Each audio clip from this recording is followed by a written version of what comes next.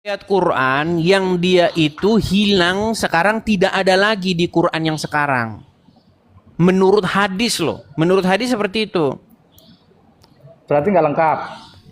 Bukan cuma nggak lengkap bang, amburadul.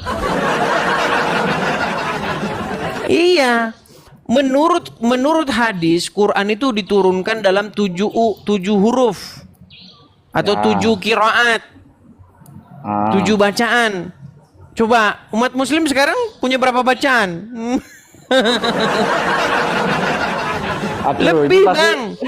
Ada seorang peneliti dari Kristen, dia juga mantan muslim, namanya itu Hatun Tas, orang Turki. Dia dulunya seorang muslimah, cuman dia sudah murtad dari Islam, keluar dari Islam masuk Kristen. Nah, di mana dia mengumpulkan ada kurang lebih 34 Quran dari seluruh penjuru muka bumi. Ya. Nah, dari 34 Quran yang dikumpulkan itu satu sama lain berbeda. Beda. Makanya sekarang dongeng-dongeng yang dipercaya Quran sama, bacaan sama, belgedes bang. Iya, nggak sama. Itu diakui juga oleh umat muslim, pakar-pakarnya agama Islam. Salah satu yang mengakui itu ada di channelnya Lajnah Kemenak. Itu channel negara mana bang? Iya channel muslim lah, namanya Lajnah apa gitu dari ini. Masuk negara dia Indo. akui memang Quran tuh bacanya beda-beda. Ada mushaf versi bacaan wars ada versi bacaan qalun, ada banyak macam-macam bacaan Quran itu.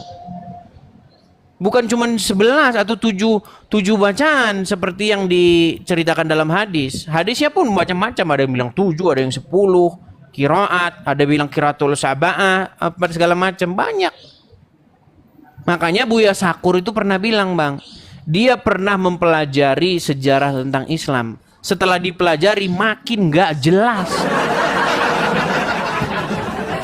Gitu, Bang.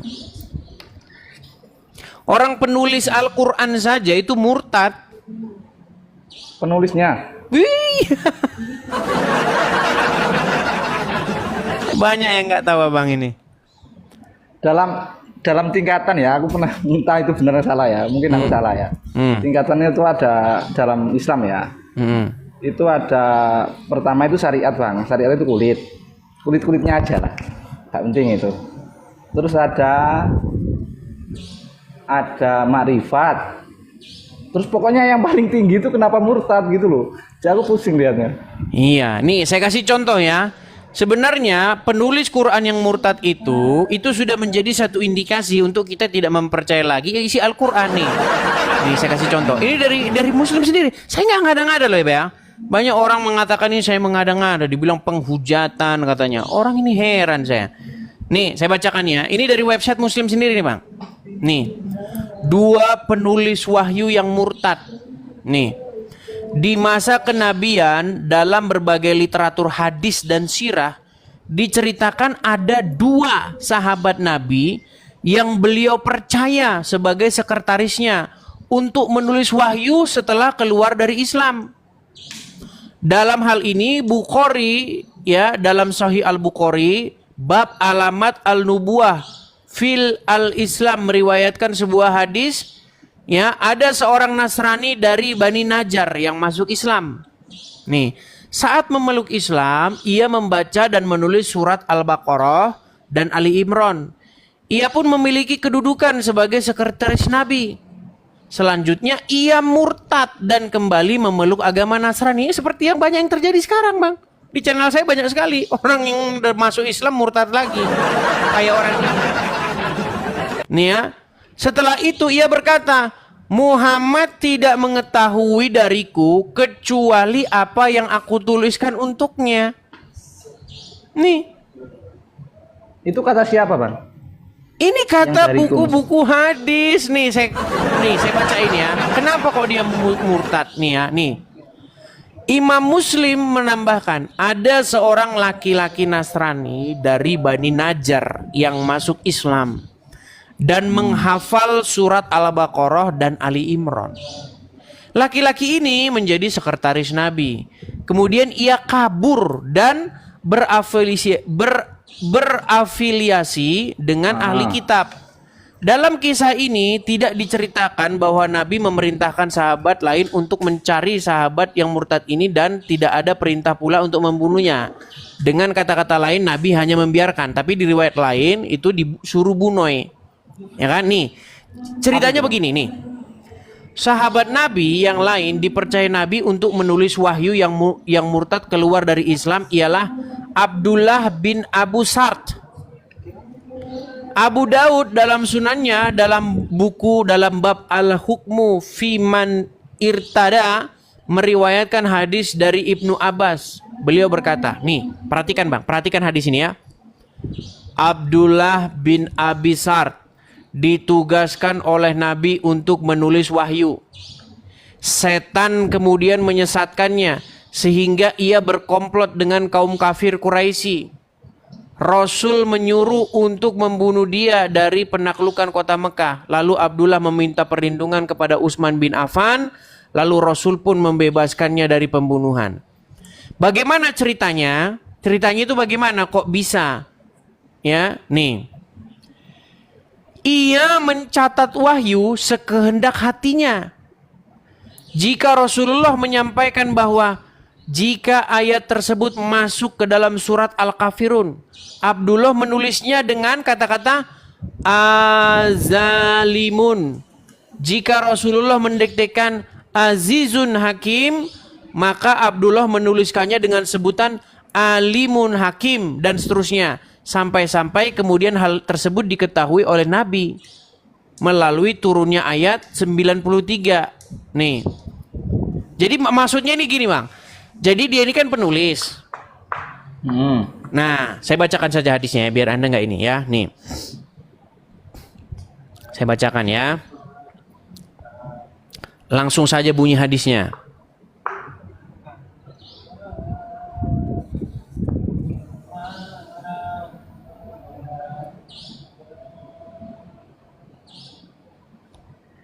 Nih, saya bacakan hadisnya ya.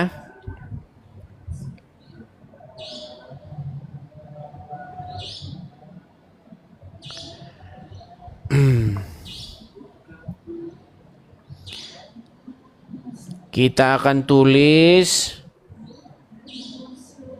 bagaimana dia mempermain-mainkan hadis, mempermain-mainkan Quran, kemudian sama Muhammad diiyakan. Betul, ya, betul kata Muhammad, betul. Nah, itu yang bikin dia murtad.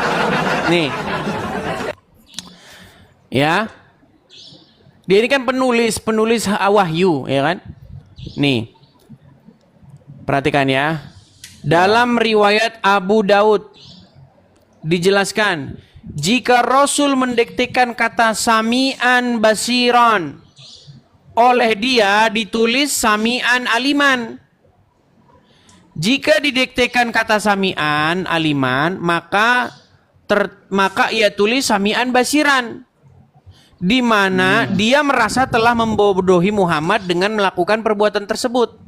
Maksudnya, wahyu itu ditulis semaunya sini, semaunya penulis hadis ini, dan Muhammad mengiyakan, betul kata dia. Nah, dari situ dia tahu bahwa Muhammad tidak dapat wahyu.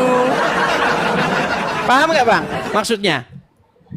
Bentar. Tak jangan dulu bang. Berarti nggak paham, kayaknya dia juga nggak paham. Nggak, katanya agak itu bang. Jadi Anda baca sendirilah ya. Ini maksudnya bagaimana penulis wahyu ini, dia menulis wahyu sesuka hatinya, kemudian Muhammad mengiyakan. Betul itu katanya. Dari situ dia meninggalkan agama Islam. Oh, itu hadis bang ya, tapi ya. Bukan hadis, aduh, nggak nyambung. Quran. Hadis menceritakan tentang penulis Quran. Oke. Nih ya, nih. Saya bacakan aja hadisnya nih. Kelihatan?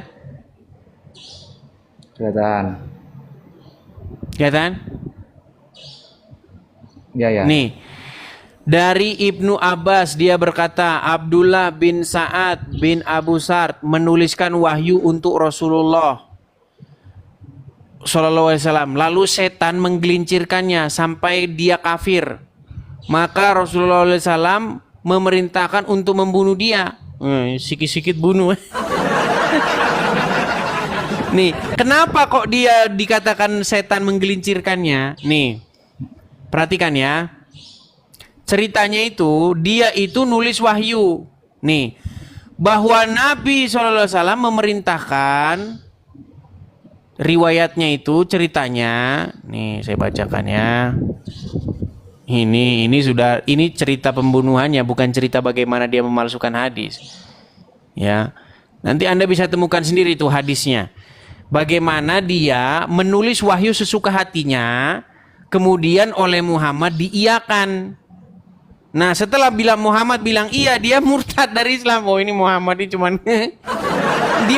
dia ngikutin wahyu saya, bukan dia dapat wahyu gitu loh. Iya, paham.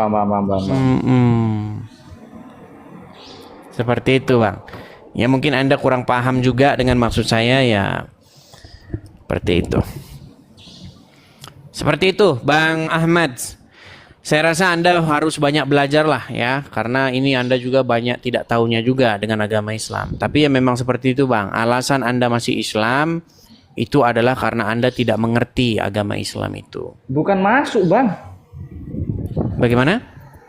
Bukan masuk, warisan. Iya, warisan. Masuk. Nah, kan iya, warisan. Anda berislam kan hanya ikut-ikutan saja kan? Bukan warisan, Bang. Iya, warisan. Nama saya itu loh, Bang. Siapa yang kasih nama kira-kira? Iya, seperti itu. Oke lah ya, kita undang muslim yang mengerti ajaran agama Islam ya, Bang Ahmad ya. Oke, Bang. Oke, terima kasih Bang Ahmad. Saya turunkan dulu ya, Bang Ahmad ya. Malam-malam. Oke, itulah ya teman-teman ya. Saya kan sudah pernah bilang teman-teman ya. Walaupun banyak yang inbox saya bilang kamu beraninya sama Islam-Islam awam. Yang Islam-Islam awam itu ya, yang naik ke sini dia mengajukan permintaan naik, sedangkan yang saya undang tuh yang ustadz-ustadz. Yang ustadz-ustadz tidak berani naik, kenapa? Karena takut mengiyakan omongan saya, karena segala yang saya omongin itu benar.